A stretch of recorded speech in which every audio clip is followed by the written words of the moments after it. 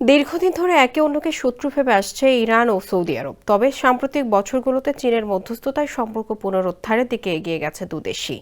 বর্তমানে তাদের সম্পর্ক স্থিতিশীল। ইরান ইসরায়েল যুদ্ধেও তেহরানের পক্ষেই দেখা যায় রিয়াদকে। ইসরায়েলের হামলার নিন্দা ও প্রতিবাদ জানায় সৌদি। গত 13 জুন ইরান ইসরায়েল যুদ্ধের প্রথম দিকেই ইরানের সামরিক বাহিনীর প্রধান মোহাম্মদ হুসেইন বাকেরি নিহত হন। এ হত্যার পর মুসাফিকে নিযুক্ত করা হয় তার পদে। সৌদি আরবের প্রতিরক্ষা মন্ত্রী খালিদ বিন সালমান বিন আব্দুল আজিজ ইরানের নতুন সামরিক বাহিনীর প্রধান আব্দুর রহিম মুসাফির সঙ্গে ফোনে কথা বলেছেন। রাষ্ট্র পরিচালিত সৌদি প্রেস এজেন্সি ও ইরানের মেহের নিউজ এজেন্সি 29 জুন রোববার এই তথ্য জানিয়েছে। এই ফোন আলাপটি মুসাফির উদ্যোগে শুরু হয়। তারা দুজন প্রতিরক্ষা ক্ষেত্রে দ্বিপক্ষীয় সম্পর্ক পর্যালোচনা করেছেন এবং আঞ্চলিক উন্নয়নের পাশাপাশি নিরাপত্তা ও স্থিতিশীলতা বজায় রাখার প্রচেষ্টা নিয়েও আলোচনা করেছেন।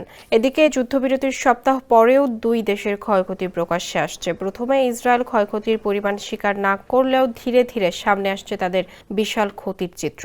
ধারণা করা হচ্ছে ইতিহাসের সর্বোচ্চ ক্ষতির মুখে পড়েছে ইসরায়েল।